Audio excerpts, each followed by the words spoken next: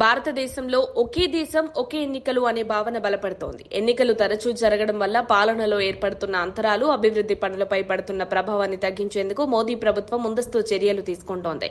ఇప్పటికే పార్లమెంటుకు జమిలీ బిల్లును తీసుకొచ్చి దానిపై చర్చల కోసం జాయింట్ పార్లమెంటరీ కమిటీని ఏర్పాటు చేసింది. పీపీ చౌదరి నేతృత్వంలోని ఈ కమిటీ రాష్ట్రాల్లో పర్యటిస్తూ ప్రజాభిప్రాయాలు సేకరిస్తోంది. పీపీ చౌదరి ప్రకారం జమిలీ ఎన్నికలు 2034లో జరిగే అవకాశం ఎక్కువగా ఉన్నాయి. అయితే ఈ దిశగా కొన్ని కీలక అంశాలు పరిష్కారానికి నోచుకోవాల్సి ఉంది. రాజ్యాంగ సవరణలు, రాష్ట్రపతి నోటిఫికేషన్లు, రాజకీయ నిర్ణయాలు, లాజిస్టికల్ సవాళ్లు మొదలైనవి. ఇది సాధ్యమవ్వాలంటే పార్లమెంటు ఉభయ సభల్లో 3/2 మెజార్టీతో ఆమోదం అవసరం. ప్రస్తుతం ఎన్డీఏకు అవసరమైన మెజార్టీ లేదు. అందుకే ఇండియా కూటమిలోని పార్టీలు లేదా తటస్థ పార్టీలు మద్దతివ్వాలన్నది కీలకమవుతోంది.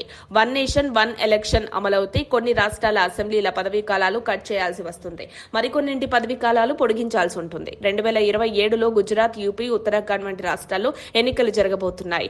వీటి పదవీ కాలం 2032లో ముగుస్తుంది. కాబట్టి 2 ఏళ్ల పదవీ కాలం మాత్రమే ఉండొచ్చు. 2028లో జరిగే మధ్యప్రదేశ్, రాజస్థాన్, తెలంగాణ, మిజోరం వంటి రాష్ట్రాల అసెంబ్లీలు 2033లో ముగుస్తాయి. వీటిని ఏడాది పాటు పొడిగించే అవకాశం ఉంటుంది.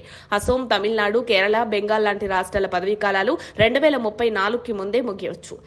ఇది అమలవ్వాలంటే ఆర్టికల్ 82A అనే కొత్త రాజ్యాంగ ప్రమాణం తీసుకురావాల్సి ఉంటుంది. ఇది రాష్ట్రపతికి అపాయింటెడ్ డేట్ ప్రకటించే అధికారం ఇస్తుంది. ఈ తేదీ ప్రకారం రాష్ట్ర అసెంబ్లీల కొత్త పదవీ కాలాన్ని సెట్ చేయవచ్చు. ఎన్డీఏ పార్టీలకు మద్దతుగా ఉన్న రాష్ట్రాలు ఎక్కువగా ఉన్నాయి. దాదాపు 20 రాష్ట్రాలు. కేంద్రం ప్రకారం జమిలీ ఎన్నికల వల్ల ఖర్చు తగ్గుతుంది. ప్రజలు వందల మంది ఓటింగ్పై ఆసక్తి చూపుతారు. అభివృద్ధికి బ్రేకులు పడవని వాదిస్తోంది. కాంగ్రెస్, డీఎంకే, తృణమూల్ కాంగ్రెస్, సమాజ్వాదీ పార్టీ, శివసేన, ఆర్జేడీ వంటి పార్టీలు ఈ బిల్లుకు తీవ్రంగా వ్యతిరేకంగా ఉన్నాయి. వీరి వాదన ఏంటంటే ఇది రాజ్యాంగ విరుద్ధం, రాష్ట్రాల స్వయం ప్రతిపత్తిని దెబ్బతీస్తుంది, ప్రాంతీయ సమస్యలు నీరుగారిపోతాయి, జాతీయ పార్టీలు మాత్రమే లాభపడతాయి. జమిలీ ఎన్నికలు జరిపేందుకు భారీ స్థాయిలో ఈవీఎంలు, మానవ వనరులు, మౌలిక సదుపాయాలు అవసరం. ఒక్కసారి ఎన్నికల కోసం ఈసీఐ అంచనా ప్రకారం ప్రతి 15 సంవత్సరాలకు 10,000 కోట్లు అవసరం. ఎన్నికల ఫలితాలు ఆలస్యమయ్యే అవకాశం, కొన్ని ప్రాంతాల్లో హింసాత్మక పరిస్థితులు ఉండే అవకాశం కూడా ఉంది.